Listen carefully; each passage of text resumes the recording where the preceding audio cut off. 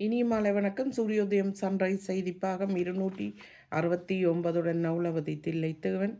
London Denmark செய்திகள். Denmark செய்தி. Denmark அமெரிக்காவிடமிருந்து நீண்ட தூரம் செல்லக்கூடிய ஏவுகணைகளை வாங்குகிறது.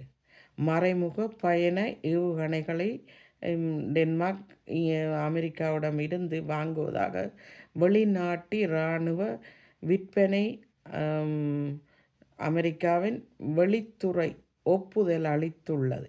இதன் மதிப்பு 842 மில்லியன் ஆகும். ஜீஸ்லாண்டில் வனவியல் பள்ளியில் மென்ன பெர்டிக்சன் அவர்களும் அவர்களது மேரி ராணி அவர்களும் நீண்ட காலம் வாழக்கூடிய கிங்ஸ் ஓக் மரங்களை நட்டிருக்கிறார்கள். இந்த கிங்ஸ் ஓக் மரத்தில் மன்னர் பெர்டிக்சன் அவர்களும் ராணி மேரி அவர்களும் ஒன்றினை பெற்று சென்று இருக்கிறார்கள். அது அவர்களுடைய இல்லத்தில் நடுவதற்காக. போர் விமானங்களில் பயன்படுத்தக்கூடிய குரூஸ் ஏவுகணைகளை 926 கிலோமீட்டர் வேகத்தில் செல்லக்கூடிய குரூஸ் ஏவுகணைகளையும் டென்மார்க் வாங்குகிறது. இங்கிலாந்து செய்தி. அடுத்த வாரம் கிழக்கு லண்டனில் 7 வழித்தடங்கள் மூடப்பட இருக்கிறது. தொடர்ந்து 5 நாட்கள் மூடப்படும் என 6/6 அன்று வெளியிடப்பட்டிருக்கிறது. போக்குவரத்து பேருந்து வேலை நிறுத்தம் காரணமாக 5 நாட்கள் செய்ய இருக்கிறார்கள்.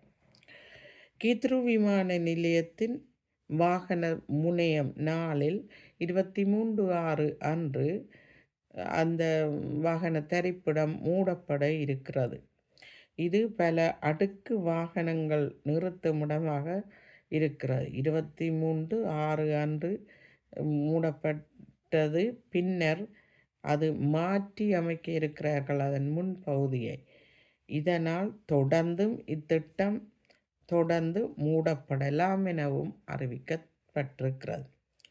லண்டனில் உள்ள மான்செஸ்டர் விமான நிலையம் இப்போது புதிய தரவுகளின்படி மக்களுக்கு மன அழுத்தத்தை கொடுக்கும் விமான நிலையமாக தெரிவு செய்யப்பட்டிருக்கிறது. இந்த புதிய தரவின்படி இது 3வது இடத்தை பெற்றிருக்கிறது. கெட்விக் 8வது இடத்தை பெற்றிருக்கிறது. காரணம், நீண்ட நேரம் காவல் நிற்க வேண்டும் பயணிகள். அதேபோல பயணிகளின் பொதிகள் வர தாமதமாக இருப்பதினால்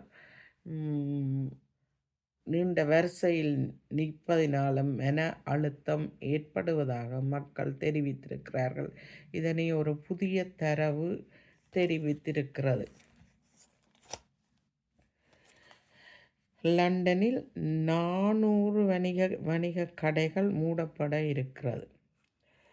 அதாவது அதிக வரி காரணமாகவும் பல காரணங்கள், அதாவது வரி, கடையின்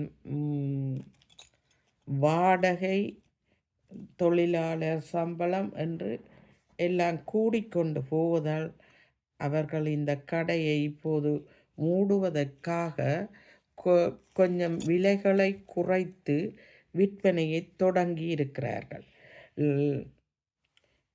பிரிட்டனில் பழமையானதும் வட்ட வடிவானதுமான நிரந்தரமாயிருந்த விமான நிலையம் ஒன்று இப்போது மூடப்பட இருக்கிறது. 1936ஆம் ஆண்டு தொடங்கப்பட்ட வட்ட வடிவமான விமான நிலையம் தற்போது மூடப்பட இருக்கிறது.